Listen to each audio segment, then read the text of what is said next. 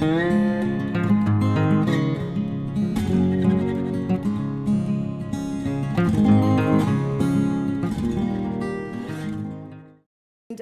just going to let everybody introduce themselves real quick, and we have a series of questions that they'll each have about 4 minutes or so to answer, and we should have a little bit of time for questions at the end. Can I get our panelists to just say their name and where they're from? Ann Schwartz from Eastern Skagit County, Rockport, Washington. I'm Lynn Coody. I'm now from Williston, Vermont, having lived in the Willamette Valley of Oregon for more than 50 years. David Granatstein. I live in Wenatchee, Washington. I'm Keith Walton, and I live north of Eugene, Oregon. I've lived there my whole life on the same farm. The farm is close to the urban growth boundary of Eugene, and close to the confluence of the Willamette and the McKenzie rivers. So we're in the 100-year floodplain. Lots of soil there. If you want to just do a little tech check. Check, check. I'm Arran Stevens, born and raised on Vancouver Island. Okay, great. We're going to have the real start happen. Okay. Excellent. Again, thank you so much for being here. There's some great stories to share, and I'm going to start off with this question, and I need to set my stopwatch so that I know when to tell folks to stop. The first question that I will ask Lynn to start with is, what led you to develop and pursue your life in our food and agriculture system? Yikes. So this has been a long road, but many years ago, when I was a young girl, I had an avid interest in gardening, and my neighbor noticed that as I stood there as a shy kid, just kind of watching him as he prepared his garden. And he gave me some tomato starts and some seeds and a plot of land in his garden. So I became a gardener at age 7, and it basically changed my life. I went to college and studied biology and environmental studies, which was kind of a new major back then. We were just discovering the environment at that time, believe it or not. So I learned about many different aspects of ecology, one of which was the Green Revolution, which was flourishing at that time. And in thinking about it, it made absolutely no sense with everything else that I was studying in ecology. So I got very interested in farming and how it was actually an outgrowth of ecology. I was very discouraged to find anything but information about conventional farming and the Green Revolution, so I started looking outside of the college library, which is always a dangerous thing for a college student, and soon found books from the Rodale Institute. So I started realizing that it was really, really important to me to have a path for my life that would allow me to think about systems, as I saw was happening in these Rodale publications. I also enjoyed combining my skills with those of other people, because environmental studies was an interdisciplinary major, which was kind of a new focus in colleges at that time. And most importantly, I knew I wanted to have a life that worked toward positive change. So as soon as I graduated, I started an apprenticeship on an organic farm, a surefire method for moving in the world of success. And I put my studies of plants and biology and ecology to good use. And then later on, I came out to Oregon, and I worked at the University of Oregon to get a degree in systematic ecology. At that time, there were no degrees or no studies about organic farming or regenerative farming or anything like that. So I went for what I thought was the the underpinnings of organic farming. So that, after I finished my education, I got involved in Tilth, which became basically my life's work. I found a community of people that I immediately resonated with, and there you are. So, and here I am. So after 50 years, that's how I got started. Great. David. Well, ditto, Lynn. I didn't know all that because my path was really similar. Gardening as a kid with my dad was my first intro to food and where it came from, and had no farm background in our family. Spent a lot of time hiking, so I was an avid fan of the, quote, environment, of nature. So I think that was really pivotal as a youth. And then at the end of high school, I took the standard what do you do test, and it came up with two choices: computer programmer, which was brand new, and farmer. And neither one made any sense. So I went and became an engineering student, which lasted one semester until I discovered you could study conservation, which was in the College of Agriculture, which is where I started. So I pursued that, and in the course, I got exposed to agriculture and its huge impact on the environment, and that's what piqued my interest in that connection, and that's really what I spent my career on, is that interface.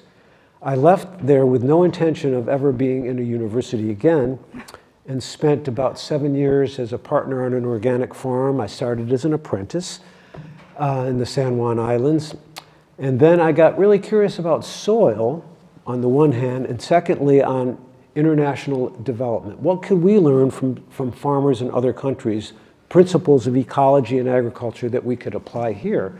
And I knew I couldn't work in international development without further degrees, so I went back to graduate school. Did go overseas for a year in Southern Africa, and then spent the rest of my career at the university. And Keith.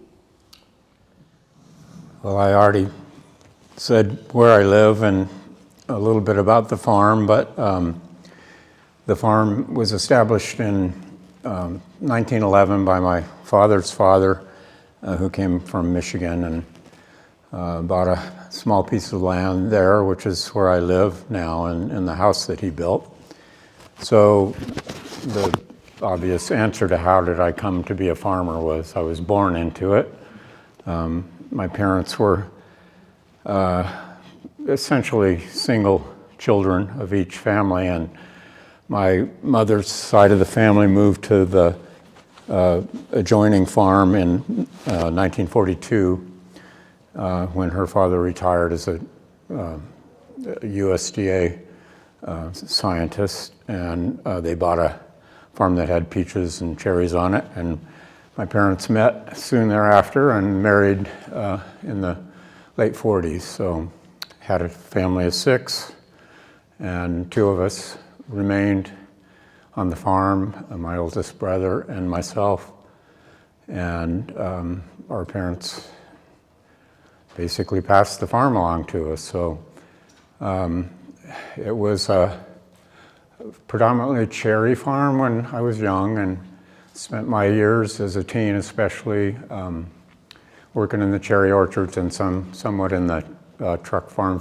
fields that my father had established a winter vegetable business in the 40s and into the 50s. And so I was steeped in the farm and spent a couple of years at the University of Oregon, and decided to cut that short and return to the farm. And then that's where I ended up, and there's more to tell, but my time is over. My name is Arran Stevens. I was born and raised on a farm on Vancouver Island. My dad's farm was called Goldstream Berry Paradise, and I used to help them plant as a boy, plant corn in the field, sweet corn. And he discovered many natural ways of farming, such as composting, using mulch, heavy mulch. He was a berry farmer. He was the first farmer to ever use sawdust that I know of as a mulch, and was growing about 10 tons of berries per acre on his farm, Goldstream Berry Paradise. And he instilled in me as a boy, he said, "Arrow boy, always leave the soil better than you found it." And that became kind of a guiding wisdom for my life and career ahead. So later on, I went on, I dropped out of school at the age of 15, got into trouble, got into drugs, got into alcohol. I wanted to be an artist, did that for a few years, and had a complete epiphany by the time I was 20, and decided I wanted to change the world for the better, starting with myself. And that began my quest for spirituality and later on, right livelihood. So at 1967, at the age of 23, I came back from India after 7 months spending a wonderful time with a great teacher. And I wanted to come back and change the world. So to me, getting into business was an opportunity to serve the community, not to make money. But as it would turn out, my life kept on evolving, and we developed, I opened Canada's first vegetarian restaurant, opened North America's first certified organic breakfast cereal factory, and Nature's Path went on to become a leader in the organic food movement. Today we have several factories, and we employ about 750 people directly, probably another 1,000 or so indirectly. So we take produce from farmers from all over North America, South America, and we convert it into delicious organic foods. We're an independent company. We've never sold out, unlike most of our peers. And that's the way we want to keep it. And it's now being run by our son and daughter and their executive team. So anyway, that's a little bit about us.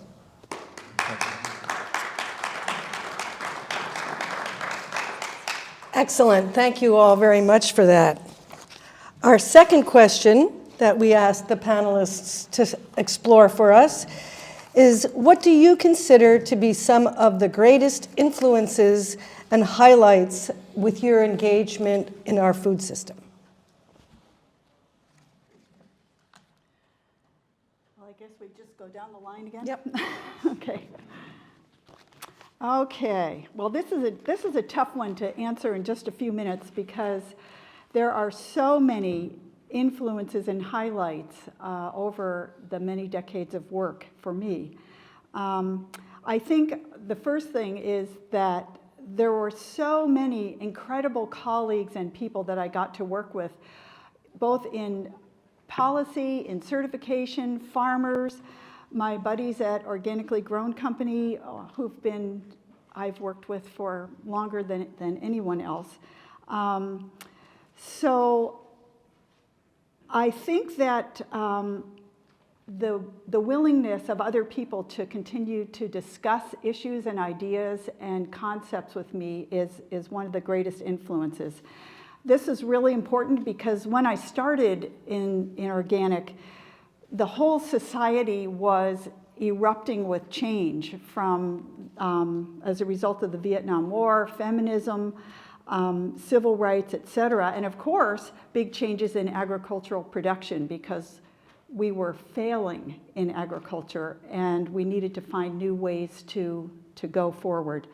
So the thing that I like to remember is that at that time there were literally no roadmaps for any of this. Everybody was just kind of taking a step forward, seeing if that felt right, if not, consulting with others, and so colleagues were absolutely essential. 3 people that I'd like to really mention. One is Harry McCormick, who was one of my founders of Oregon Tilth, along with me and Yvonne Frost. Harry is still a close friend of mine and was a kindred spirit the second that I met him. He is a forward thinker and a very, very creative person with almost unlimited energy for combining ideas from science, literature, philosophy, spirituality, etc. And Harry is 10 years older than me, so I always felt like I could ask him questions about life and how he approached it as he went through it a little bit ahead of me. So another is David Lively at OGC. David hired me at the princely price of $7.50 an hour to be the horticultural consultant at OGC. This is the first and only job I've ever had. Since then, I've been totally self-employed. But David gave me this job basically with no job description and just said, here's the goal, make it happen, which was the best job you could ever imagine for me, because I was a person who was always good at just make it happen. Not so good at being told what to do. So David very generously, in addition to this job where I went all over Oregon helping growers and trying to, give them information about plant pathology and insects and the more scientific side of what I had studied, David allowed this job description to include lobbying in DC for the Organic Foods Production Act and also writing the Oregon Organic Food Law. So this was such a big opportunity. It set the course for my work in policy in the future. And so that was a great gift. And the third is good old Yvonne Frost, which I hope some of you remember. She gave me free rein to write the early versions of all of Tilth's documents, and that set the tone for my work in standards. So, by the way, we were certified by Oregon Tilth, I think it was about 1989 or something like that. but of course. Yes.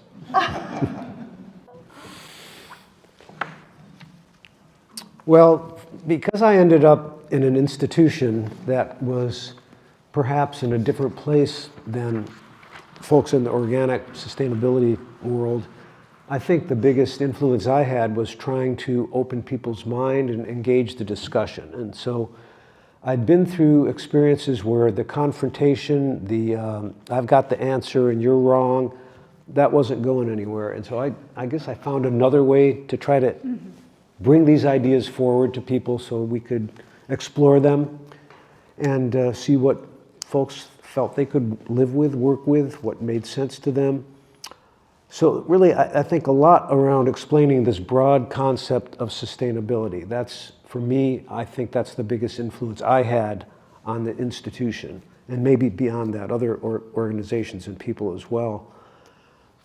Building bridges across diverse interests in the farming community. Certainly found a lot of that, a lot of acrimony at times. I remember right about when I was hired as the first sustainable ag specialist at Washington State University, Dealer Progress magazine, which was a magazine of the fertilizer industry. This is when the LISA program, which was the precursor to SARE, came out. And on the cover was a picture of a giant fertilizer spreader with a cow sitting on it, pooping on the field, and with some nasty note about sustainability in LISA. So that was the kind of environment, in the mid to late 80s that was going on, and I had to navigate that, and I feel like I did a reasonable job of doing that, and I feel pretty good about that as far as a contribution. More tangible maybe is just working a lot with the apple industry. So I was based in Wenatchee at the Tree Fruit Research Center. My job was not tree fruit, which was unusual. There was no one else there with that kind of position. And because I had worked in organic, because apples were there, I worked a lot more with organic apples as the years went on, and saw that sector and helped that sector grow from really minuscule to, just last week I read the latest data on Washington organic apples now comprise 16% of the Washington apple harvest, which for an organic crop is huge, for a big crop, major crop like that. So I feel fortunate because I had worked in the wheat world, the dryland wheat world, which is completely different. I don't think that could have happened there, but the apple folks were much more open to things along these lines, and It worked. It was a very positive experience. Highlights beyond those kinds of things for me, I had the chance to do a lot of international travel and experience, and for me that was, just to see the rest of the world, which is partly why I went back to school and wanted to get into this. So I had the chance to spend 3 weeks in post-Soviet Russia doing a sustainable agriculture training at the All-Russian Agricultural College, and it was just mind-boggling on many, many levels. But those kinds of experiences for me were phenomenal. Thank you, David. Keith. So you heard a little bit about why I ended up in organic agriculture, but the backdrop to that really is that the farm that I grew up on was not an organic farm, and the type of work that I did as a teenager mostly was pretty toxic by today's standards in terms of pesticide applications to older orchards, and I was involved in that fairly heavily, as well as the other aspects, which included tillage and managing a lot of people to help harvest the crop. At that point, it was all hand harvest, both the pie cherries and sweet cherries, which were the 80 acres of the farm's 120 at the time. So that was the end of my teenage years, and the industry was declining for a variety of reasons, which I won't elaborate now. A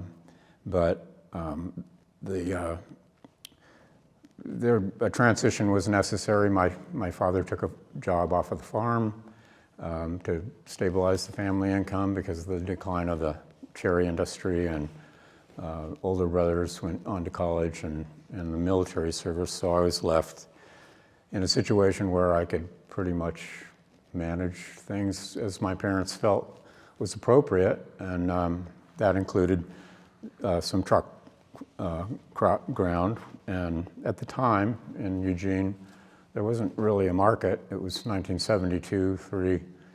There wasn't really markets for much, first year was nothing to brag about in terms of production, but I managed to find some people to help on the farm, and production and the market slowly started to grow, and then the organization on the farm became a little bit larger. I involved 5 other people. We tried to take the cherry orchards over and convert them to organic, which is a difficult process in an orchard that's been established for, some of them were 50 years old at that time. So that was an uphill battle, and we didn't really come out on the top of that curve. The fields, which had been planted crops and were idle, were a little they hadn't been treated with chemicals nearly so much. So the opportunity to transition into organic production was a little easier there. The equipment was there. Like I say, the markets were nascent at that point. So, but they started to grow, and then after several years of producing for not really organic markets, just the mainstream market that refused to even acknowledge that it was possible from the start, and then eventually realized that we had a quality product, and so we were able to market our crops, but organic certification and labeling weren't even part of the picture at that point. So then in the late 70s, a number of people got together and formed a cooperative called Organically Grown, and so I thought David Lively's name might come up today. I'm surprised Tom's didn't, but anyway, those are stories to tell later on. Is that on? And Arran? Yeah. Thank you. So some of the greatest influences and highlights of my engagement with our food system begins with my dad. He was a songwriter. He was a retired captain in the First World War. I was born on the farm in 1944. He extolled the virtues of the earthworm, and he said, I created a paradise for earthworms on my farm. And that was all part of leaving the soil better than you found it. And of course, you know, later on I served on the Rodale Institute as a volunteer there on their board. But Rodale was an early influence, so was Sir Albert Howard, his Agricultural Testament, Rachel Carson, and my spiritual teacher too, Sant Kripal Singh. He said, nature is beautiful except when tormented by the hand of man. And so I felt that we owe a debt to Mother Nature. We need to cherish and nurture what remains of our fragile ecosystem. I worry about the coming generations, of the amount of pollution that we are committing on this planet, the overpopulation that I just came back from India, water level keeps dropping. I think it's just unsustainable the way that we're managing the planet right now. And the only hope, I think, is for the next generation, the younger generation, to come and try to make some sense and restore the broken nature that my generation has left to this as a legacy. So we have not left this world better than we found it, but we have a responsibility to do something about it. And with every fiber of my being, I hope that my children and my grandchildren, and I know they are very concerned about it, that they will also do something to make this world a better, more habitable place. So in one of my dad's songs, he said, across the plain, my yellow grain lies restless as the sea. How could this all be given to a guy like me? To fill my need, I sowed the seed, and now repaid I'll be. The seasons change with splendor. My ceiling is the sky. The earth, my master, cruel and tender. Happy man am I. He said, God gave me hands to cherish the earth and to help the hungry eat. And I feel that we have a responsibility, especially if we become successful. Our company has become successful, to give back. So each year we finance 25 community gardens across North America in places that are food deserts and BIPOC communities. We do what we can to try to mitigate things, but it's only going to happen, we're only going to save the planet if there's a concerted effort by governments, by NGOs, by the next generation that's coming up. And we have to lead them. We have to inspire this generation by our deeds, not by our words. Anyway, I spoke it too much. No, that was amazing. That was amazing, Aaron. Thank you. The third question we've developed to ask folks here is, what sustained you? And what were the significant takeaways from your work? And again, we'll start with Lynn. Okay, so this is hard to explain in just such a short time, but I had 3 ideas. One that I carried along all the way through my work, both written and hopefully in the advocacy that I did, was really simply the principles of organic. And I believed and still do believe that it's imperative that we reform agriculture to bring it in line with natural systems. As I explained earlier, that's where I started, and I'm still there, still working on it. I felt like it was important that all efforts were done with this intention, and even the setbacks, even the failed ideas, and even just routine daily work of either farm work or accounting for my business, all were done with this this in mind. The second point is that persistence is an activist's strength. I always felt like time favors people who commit to a vision for the long term. And it's hard to find this. I find it rare these days when we're all staring at our phones and kids are running around being completely distracted by sound bites and quick videos and everything else. That's distressing to me because my life has been one of focus over the long, long haul. I feel like still advocates for earth-centered goals need to be persistent and patient and assertive as well, and that you have to be prepared for some of your work to take longer than your own lifetime. For some reason, that was the gift that was given to me as a young person on this planet, and it played out for me in a way that I feel completely at ease with that.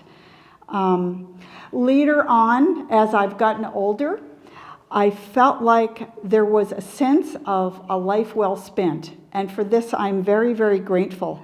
I valued that I had a long enough life to work on things for many, many decades, and then to look back at my own work. And that's been an incredible gift.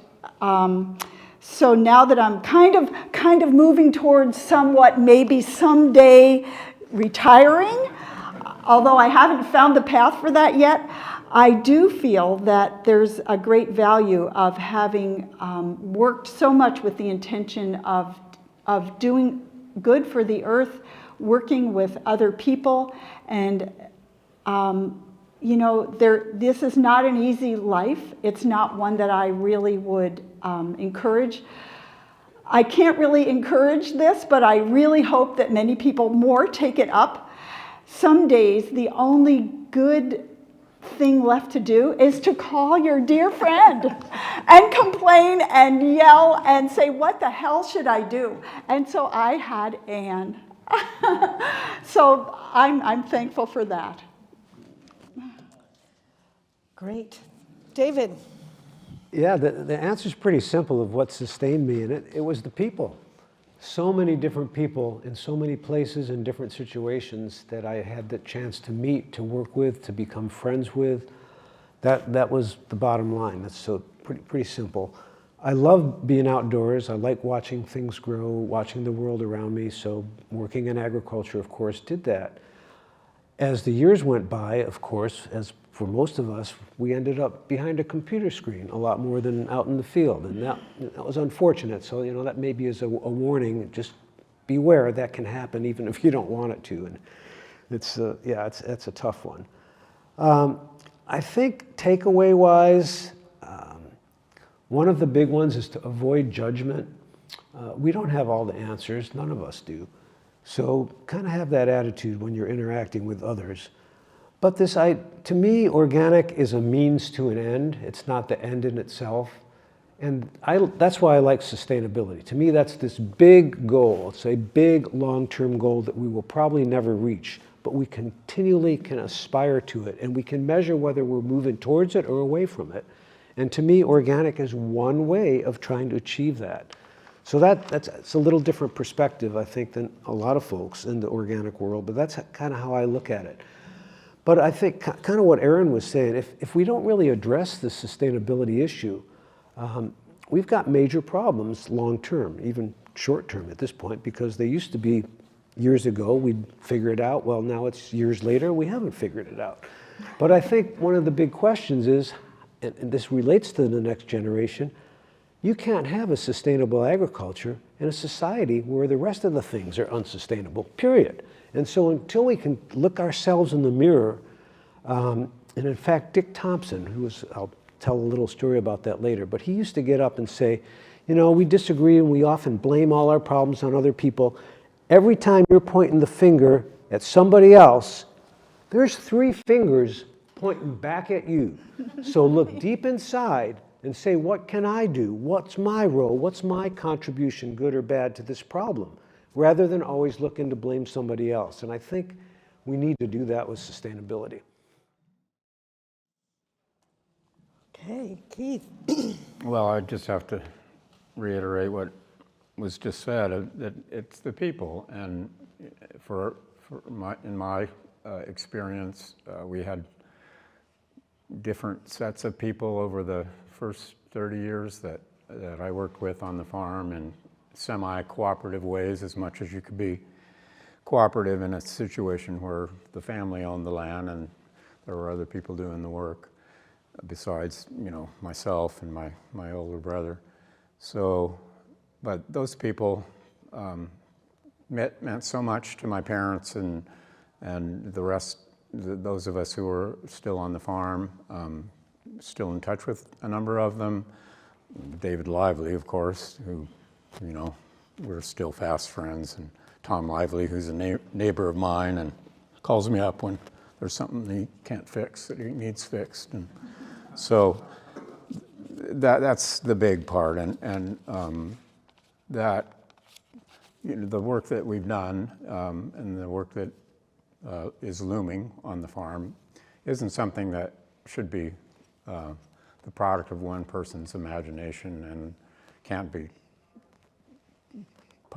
the effort that's needed to accomplish those goals is way beyond what one person can do. So that's what I've done in the past, is try to engage people and really avoided employer-employee hierarchy, and in favor of collaboration and kind of collective wisdom about how to move forward and how to share skills with each other, and how to create something that's more than just one person's idea of what the best path forward is. So. Excellent for sharing. Thank you. Arran. So what sustained this question? What sustained you? So what has sustained me? Just like everyone else has said, your friends, your community, your family.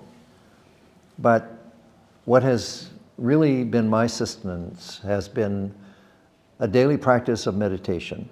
That has been the first thing, and the business came next. It was an aspiration to serve the community, and the money came next. But first came the spiritual focus and developing inner peace to still the mind and focus it. And from that point of unity, then go forth and do the work that has to be done. And somehow that daily practice has made me very focused and able to get a lot done in a short period of time. Yes, I have been accused of being a workaholic. I used to fill up. I bought it's about 1986 or 87. I bought a cube van, which was actually an old ambulance, and I used to fill it up with baked goods every week and drive it all the way down to Portland. This is the day when we had a more porous border up north, and by the time I got down to Portland, the last customer there was it Greens or something? I forget the name of it. Anyway,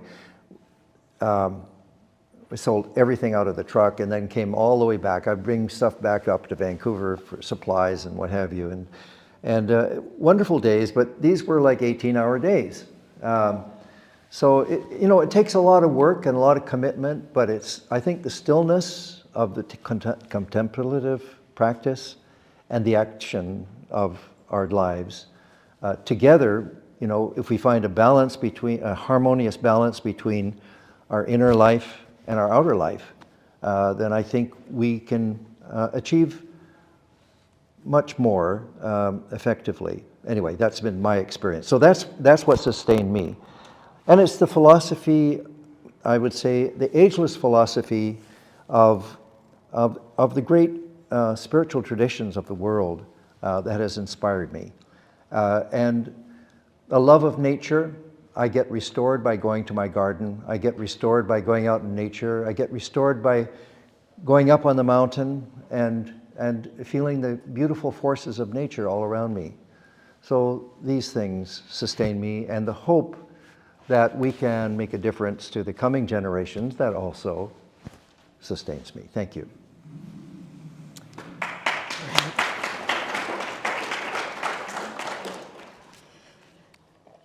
So the next question, what words of encouragement would you share with this next generation of farm and food activists and businesses? Well, at this point in my work, I am actively working with a few younger people, and so I do try to think about how to present ideas about working in the world. The thing there's a couple ideas that I like to try to instill. One is, you know, we live in a really contentious world right now. And in the organic world, I worked a lot on organic policy, which was filled with contention for all these years.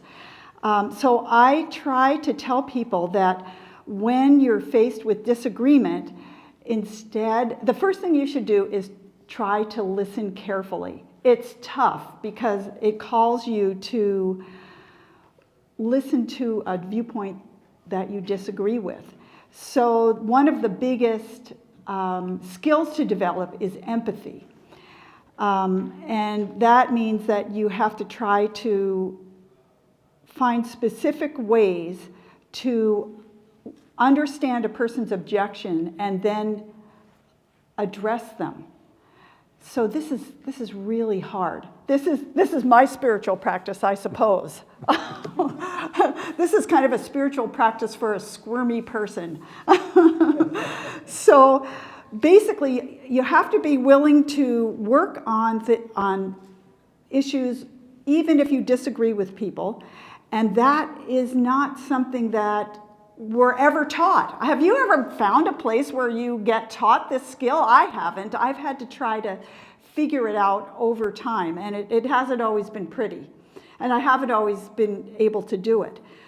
But one thing that is for sure, and I tell myself all the time, is that framing your own position in polarity, in other words, right or wrong or black or white, it feels really righteous and clear when you're doing it, but really solutions arise when you are framing them in a more gracious way, and not so much from when you are feeling really one-sided.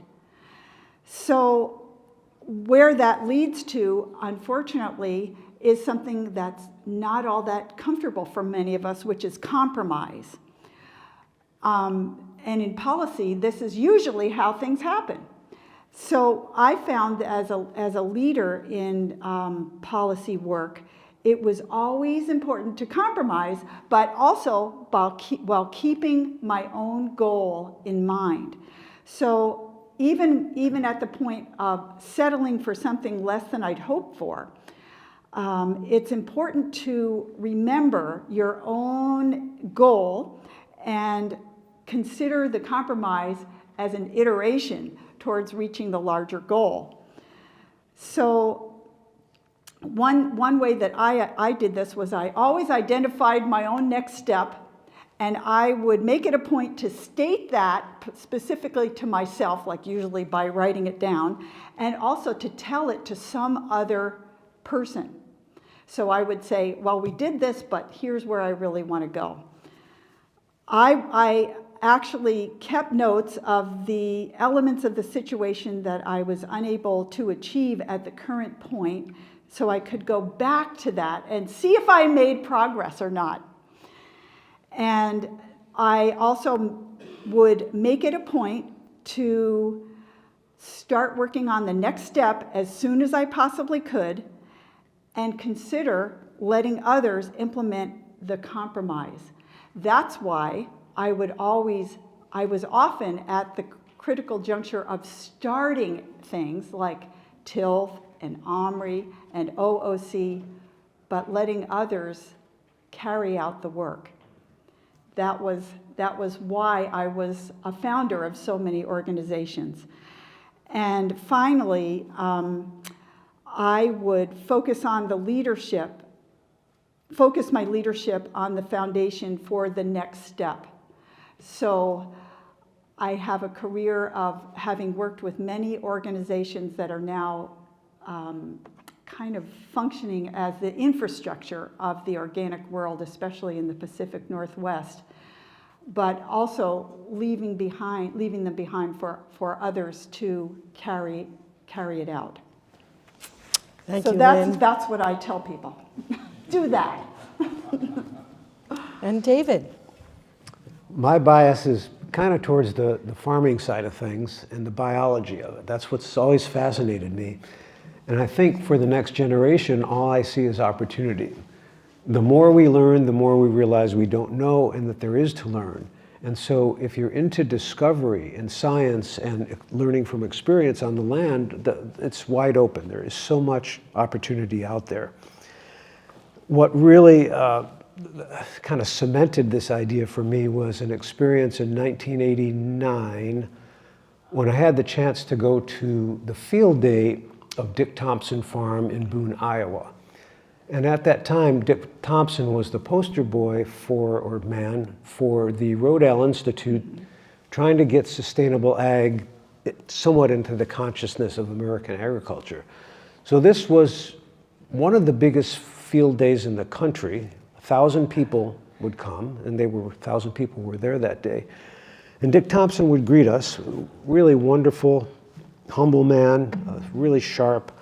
And he'd have his trailer pulled out in front of the shed with some hay bales stacked on top of it and 1,000 people out in front of him. And he'd get up on top of the trailer and he'd say, welcome, da-di-da-di-da. And you know, the best way to farm hasn't been invented. And so you're going to hear about stuff today that we learned through our research this last year and da-di-da-di-da. And you'll come back in the future and I may tell you something different. And so I'm going to reserve the right to change my mind tomorrow. I'm going to tell you today what I think, but it may be different in the future. So keep an open mind. And I think that stuck with me my whole career. And so I think everyone can learn from that we don't have all the answers. As Lynn was saying, you know, we've got to keep an open mind to other people's ideas, not just opinions, but experiences, and learn from those and meld those. And the way forward is amalgamation of all these different pieces as we discover them. So that's really important. And probably to me, Dick Thompson represented humility, and we don't have enough of that in the world, period. So that's a really critical skill for everyone going forward. It's amazing how much wisdom can be imparted in 2 minutes and 45 seconds. Keith.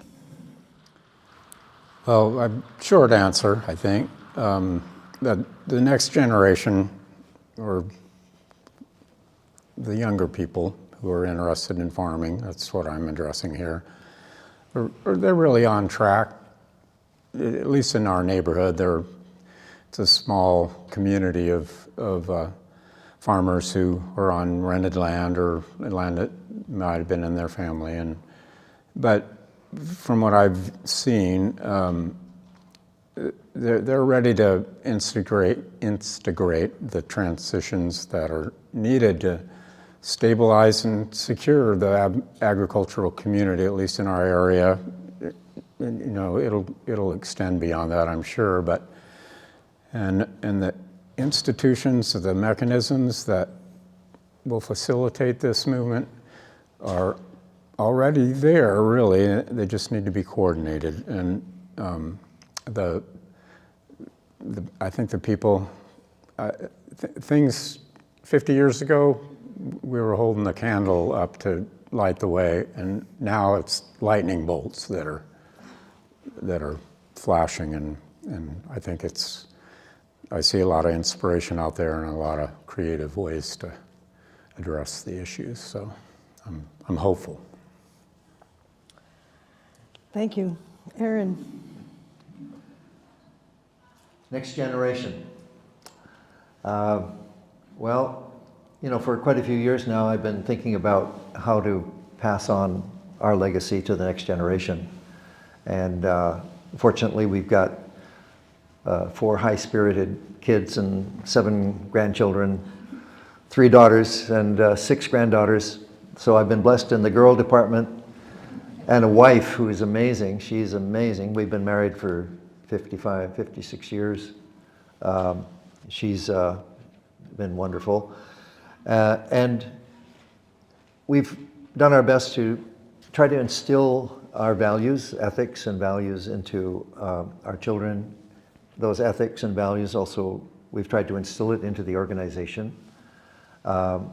We don't have any single ideology in the company. We have people from, it's like a United Nations, people from all faiths and nationalities. It's a polyglot of humanity there. It's a good cross-section. But we've tried to always instill mutual respect for each other's ideas and values, and but universal values such as honesty, integrity, humility, helping each other. You know, these are things I think that are universal. You know, the golden rule, do unto others as you would have them do unto you, is important way to conduct our life, and our business, and run our families, everything. Society should be run that way. Unfortunately, it's not. It's very contentious in our political system. But, you know, the winds of change are always blowing, and we've got to adapt to it. We've got to adjust our sails, and I think if we can instill in the next generation the desire, the hope to do better, to make a difference with our lives.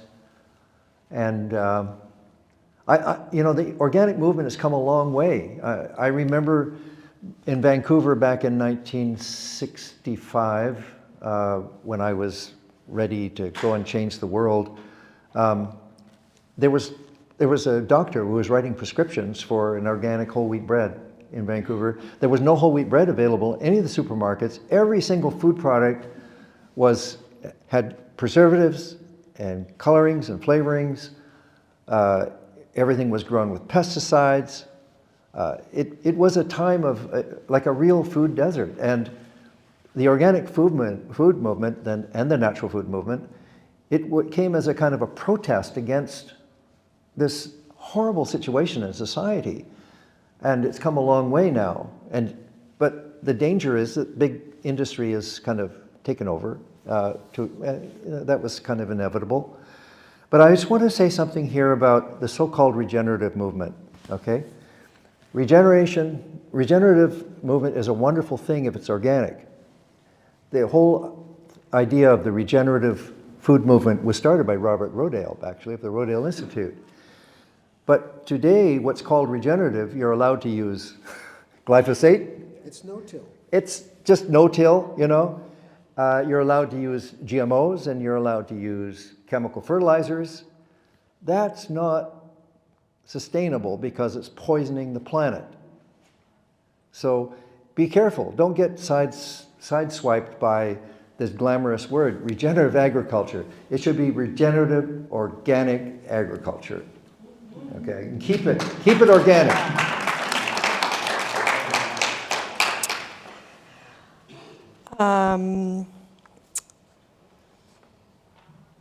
We have more questions, and I want to make sure we do leave some time for questions, and I know David has a couple of slides. So the last 2 questions, and you could take some time to answer one or both of them, is what do you see as next steps and important outreach, and or what were some of the most influential moments that changed you? Well, I am in the process of reducing my actual work in the organic field, and so I am definitely focusing on mentoring others to take over. Working as an activist really for organic production methods over all these years, I know that that kind of work is based on values and goals, and that's really played a central role in all of the work that I've done. So looking at other folks like me who've worked in this area, I see that it's often difficult to give it up. Frankly, if you are lucky enough to have a career in agriculture or in anything as I did, and have it be something that you loved to do as much as I have done this, it is hard to give it up. But after a while, I think it's important to recognize that you should not be leaving your work without someone to follow in your footsteps, because then it ends. So I came up with this idea of mentoring and what I would provide if I would work with someone as their mentor. So with each person, I try to identify issues that you want to focus on. Like, you have to have a portfolio that's doable.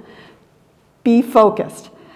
To try to give them tools for accomplishing the goals, different types of tools. So not every tool works in every situation. So you have to have a range of skills and the actual ways of moving forward. Sometimes it's writing, sometimes it's speaking, sometimes it's just being who you are.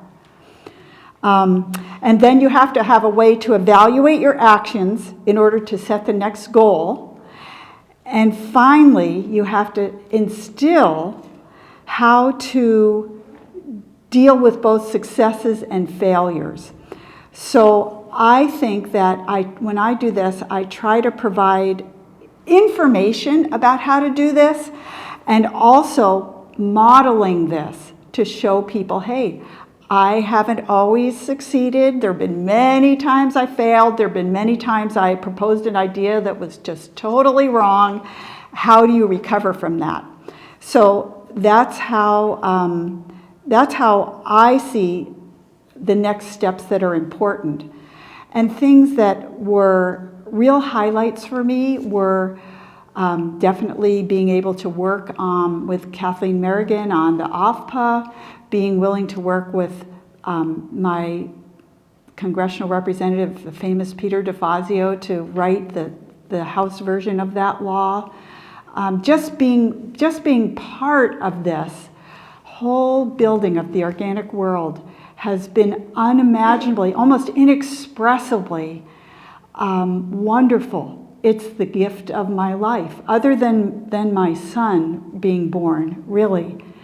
It's really impossible to explain how fulfilling a career this has been for me. So I am very, very grateful that I kind of fell into it and found a way to participate throughout my life.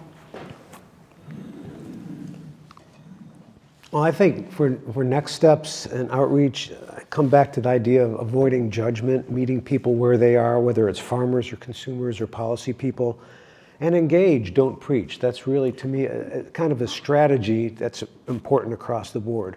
But organic's in a very different place. I mean, 50 years ago, it barely existed. You'd have to be really dedicated to find anything that was organic food. You didn't know what it was because there was no certification. Now, a huge percentage of Americans buy organic food knowingly at some point. They're not 100%, and they're probably, most of them never will be, but their interest is growing.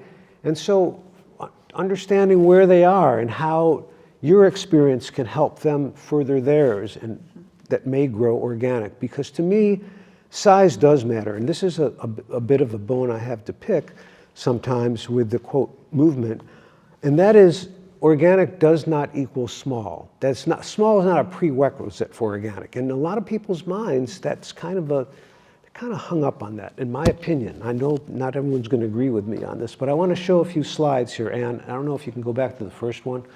So for me, as I said, organic is a means to an end, and the end is sustaining the planet, which in turn sustains us. So if we want to have an impact on the planet, we need more acres of agriculture under more enlightened and sustainable management, organic being a great way to try to achieve that. So I spent 20 years tracking the organic sector in Washington and elsewhere with data, because to me, I'm not hung up on data, but data informs me. It helps me understand what's going on. I'm not guessing. Ask you to.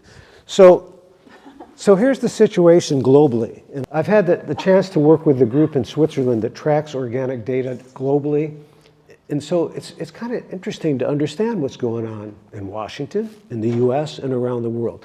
This is the trend of organic acres, land under organic management around the world. But we went from 0.3 to 2% of global land under organic management. Is that enough?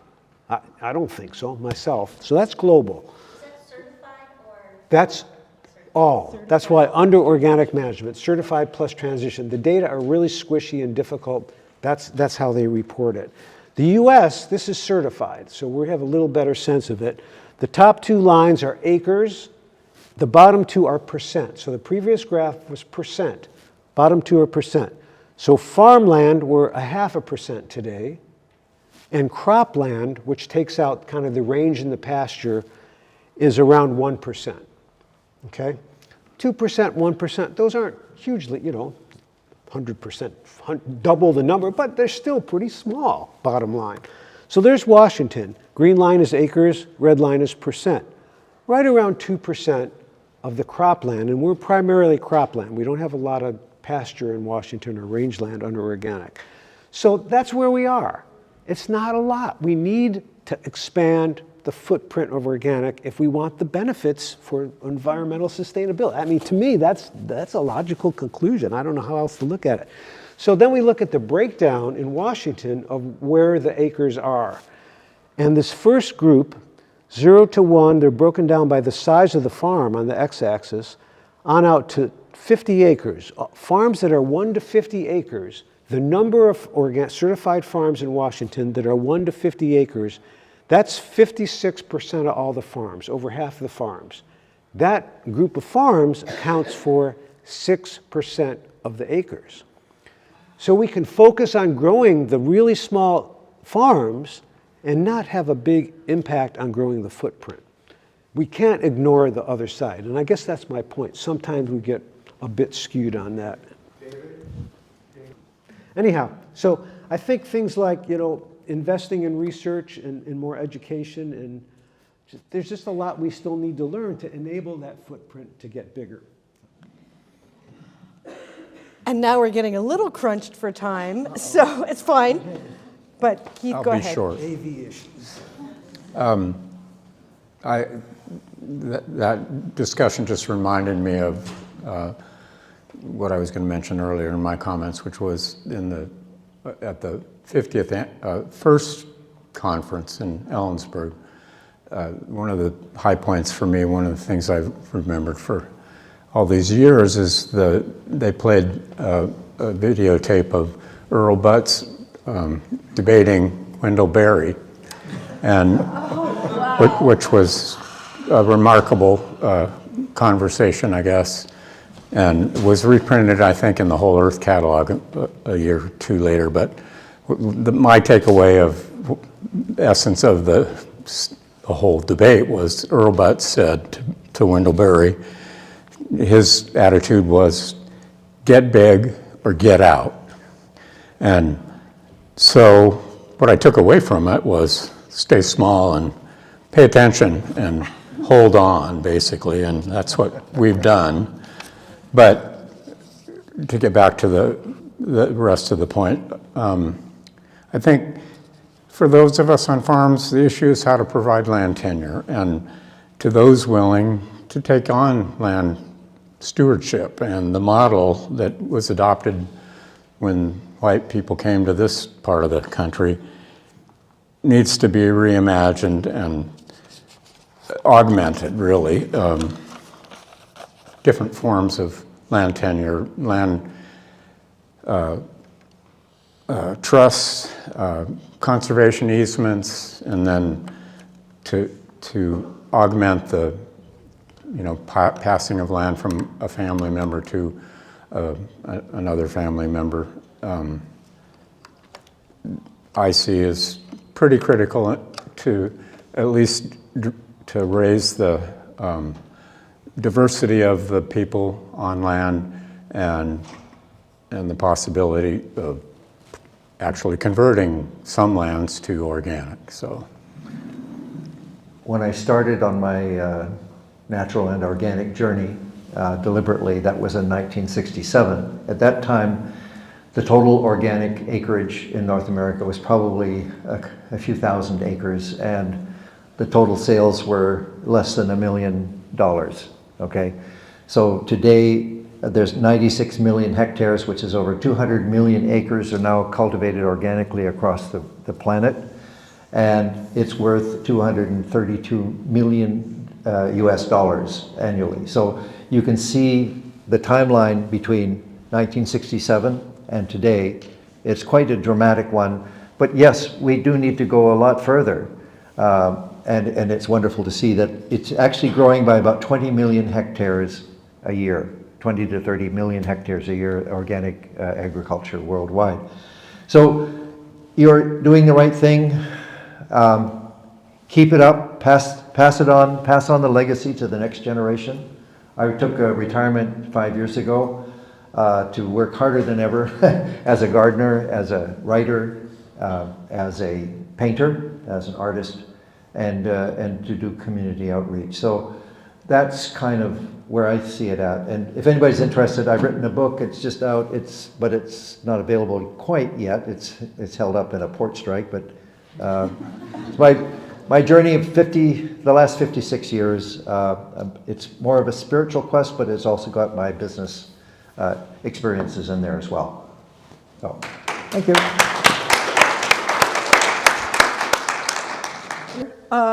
Any quick questions? Any burning comments? I'm going to go right to the back. Can y'all hear me up there? Yeah. Okay. So 1 minute. Mic is coming your way.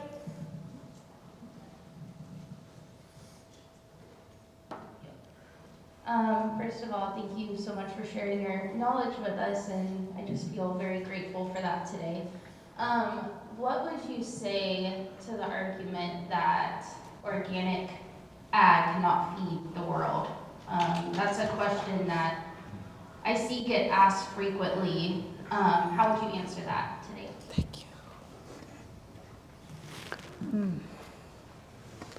Go I for it, can take a little bit of a stab. Yeah.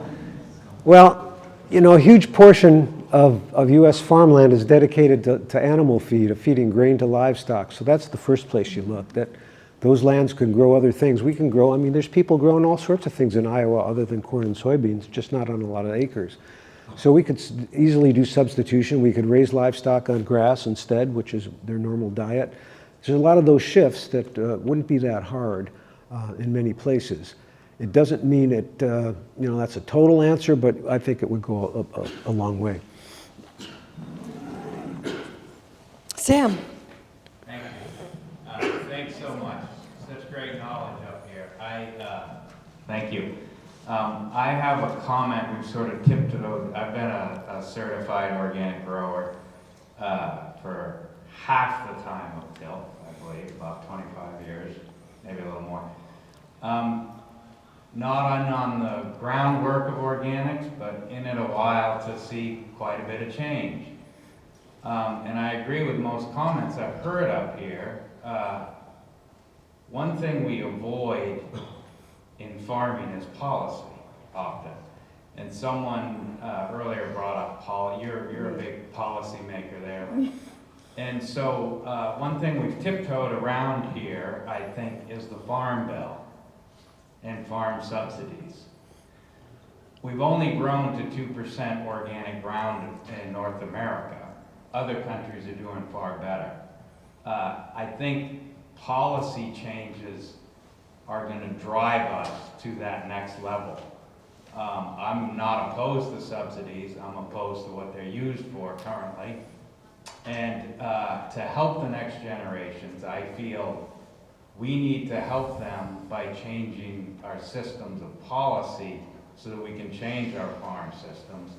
If we can do that, and I apologize for speaking out of turn, but if we can do that, my belief is we can then easily feed the world. David pointed out all this food that's being grown for not human consumption, essentially. Anyway, that's more of a comment than a question, but I really appreciate everyone here and certainly some of the founders, and thank you, Ann. I would agree with what you said. We've got to change policies. Government has to help the organic movement. Yeah. Get ready to go to Washington, D.C., folks. Any other comments, burning questions? Mike? Hi there. I just wanted to real quickly respond to your question and say, before we focus so much on boosting production, maybe we can talk about food waste and reducing the 30% or 35% of our food that gets wasted. So that was one thing. I was just wondering if you could speak real quickly to the uncertified organic folks that are out there. Some, certification isn't the right move for them, but in a lot of our data and a lot of our discussions, we don't consider them and we don't include them. Is there a way to bring them into the fold in our discussions and our policy work? Or how do we demonstrate that the land management out there is likely more than 1% or 2% if you talk about the uncertified folks as well? Mike, I'm going to jump in here, and my comment that I talk about a lot is get certified so you're counted. If you are not certified, you are invisible. You don't count because there's nobody measuring. I also am very strongly urge people to fill out the census forms that come. This is the only way that we can build policy. We have to prove that we exist.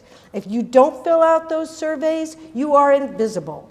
If you don't do anything about getting your farm into the statistics, it makes policy and advocacy work so much more difficult. It's something I'm really passionate about. We have a little experimental farm on Maui, and there are hundreds of organic farmers on the Hawaiian Islands who are not certified because they can't afford it.